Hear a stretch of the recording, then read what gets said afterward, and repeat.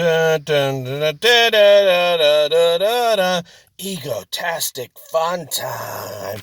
Hey gang, I'm JP and welcome back to Talking The Orville on Egotastic FunTime. Today, we're going to have a great time talking about the latest episode of The Orville, Season 2, Episode 4, Nothing Left on Earth Excepting Fishes.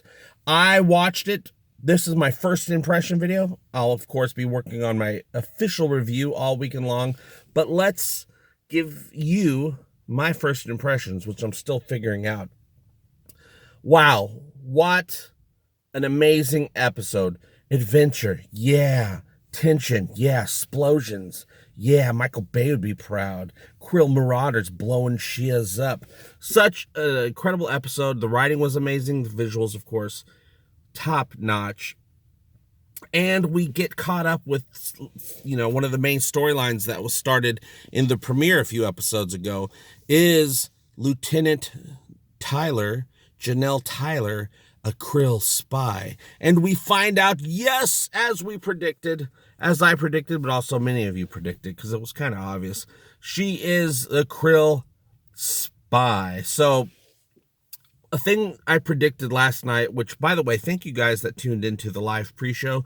We had a great time talking about the Orville, Star Trek, more of the Orville, a little bit more Star Trek, and a couple other little things, too. We had an egotastic fun time, so thanks for tuning in. But one of the things I thought of right before the premiere was, I'm like, hey, I know why Ed is wearing that really cool jacket, because I was thinking, well, what situation would bring him to wear a cool jacket like that? I was thinking, oh, he's probably on a date with Janelle. And lo and behold, yes, he was on a date with Janelle. And of course, it was all a setup. Janelle did that so that they can kidnap Ed. The Krill can show up and take him and say, hey, give us your command codes and we're going to kill you badly. All amazing stuff. When we find out that in the episode that Janelle's the Krill is Talia, and Talia shows up looking all Krill-like, and Ed finds out, and then she does that little Janelle voice while in the Krill makeup. I was like, oh, dang, that is creepy. But it was great, and she was not wearing, I figured she'd be wearing a holographic disguise, perhaps the one that was confiscated from Gordon last season, when he got caught on the Krill ship.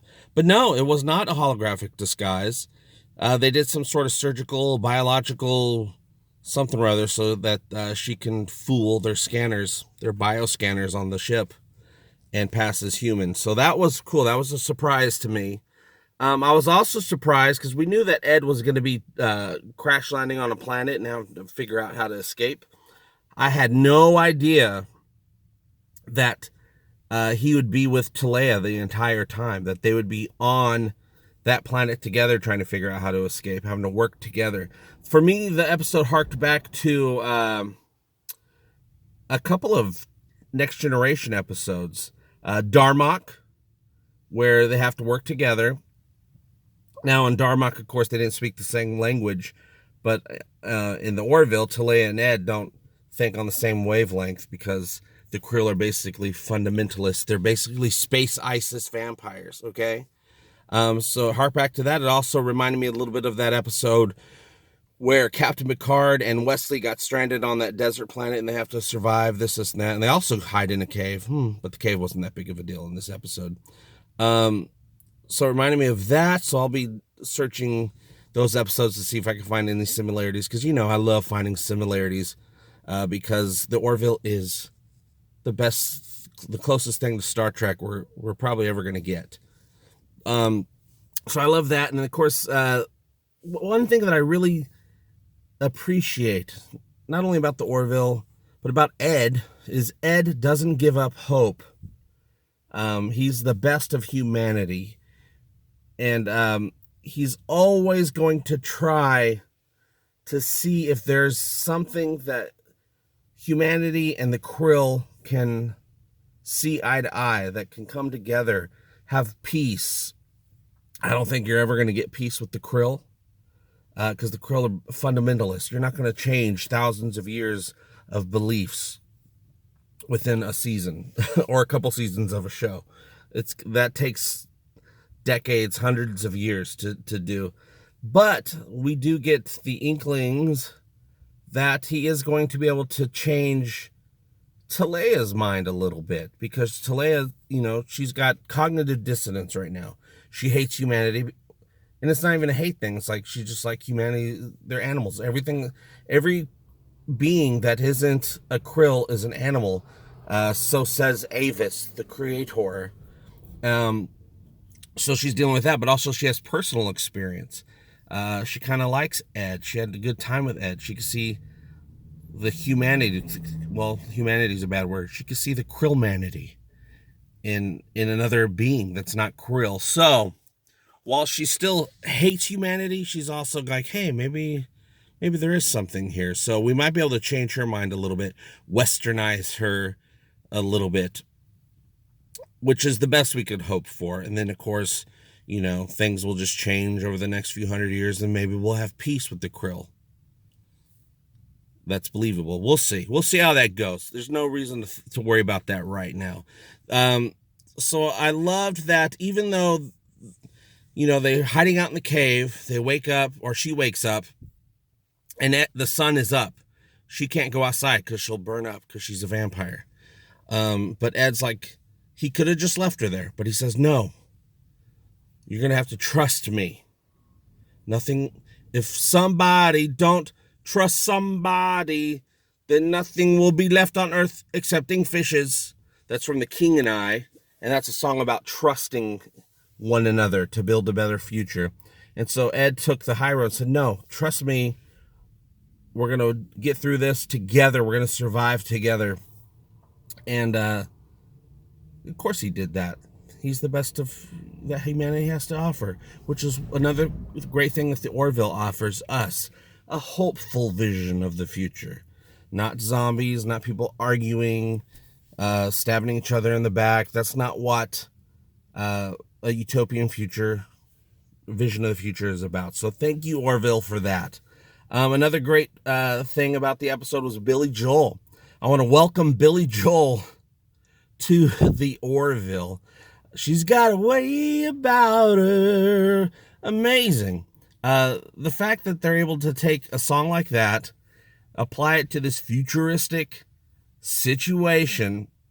So they're opening our minds, telling a great story, but also in the future, in the 25th century, but also, tickling our hearts a little bit, our 20th century hearts, making us have quality feels with what's going on in the episode. Really appreciated that. Now, of course, Gordon had a bit of a journey in this episode. He's fed up with himself. He's bored. He wants people to think he could do more. He wants to believe in himself that he could do more. As Alara would say, you can do it. You can do it, Gordon. So he applies for the command program, which is great. I think he realized that he doesn't quite have what it takes yet. He's not in that place. He has some growing up to do still. But Scott Grimes, who plays Gordon Malloy, and Adrian Palicki, who plays Kelly, they're doing some growing up, you guys, because yesterday, the same day of this episode premiered, I got the proof right here. Scott Grimes and Adrian Palicki have gotten engaged. Right there it says, so happy to spend my life with you at Scott Grimes. Hashtag I do. Hashtag I love you. And like I said last night, he was probably on pins and needles waiting for her to reply on Twitter so he knows if she said yes or not, because that's how things work nowadays. Anyway, so congratulations to those two lovely people. We love them. And of course, I'm going to be working on the review all weekend, getting it together. I got some ideas already for little jokes, some shiz and giz, but you know how we do on Egotastic FunTime. But I do want to know what you guys thought of the episode. I can't imagine you didn't love it. Can't imagine you didn't love it. People are going off the chain about this episode online. I've been chatting with you guys, and everybody was going off off the chain last week with the Alar episode, and now everyone's like, I can't believe this episode was better. How is next week going to be? Better, probably. It's always just going to be better. Every episode's going to be better.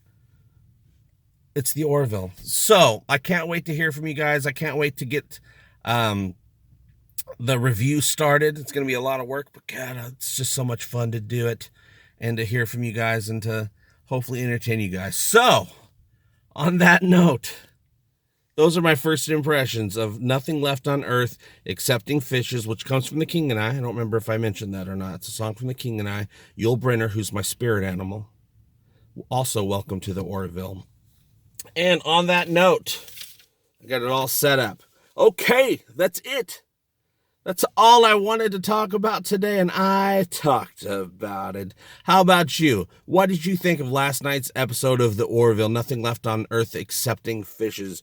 Do you think Gordon will rise up through the ranks and get, have what it takes to become a commander? Where do you think Talea is going to be going forward? Are we going to see her again? I think we probably will. You can let me know what you think by joining the conversation below. And thank you guys so much for liking, sharing, contributing to the Egotastic tip jar. You guys that are patrons, you guys are the best. Patreon.com. Thanks for supporting my stupid show. It really does mean the world to me. I'll see you guys really soon. And as always, I hope all your times are egotastic fun times. Love you. Bye-bye. Egotastic fun time. We're gonna have a great time. Egotastic fun time. Give me all your money. Give him all your money. You will find him funny. Just give him money. I love money. Click on these things. 1, 2, 3, 4. Give him all your money. Give him all your money. Give him all your money. Give him all your money.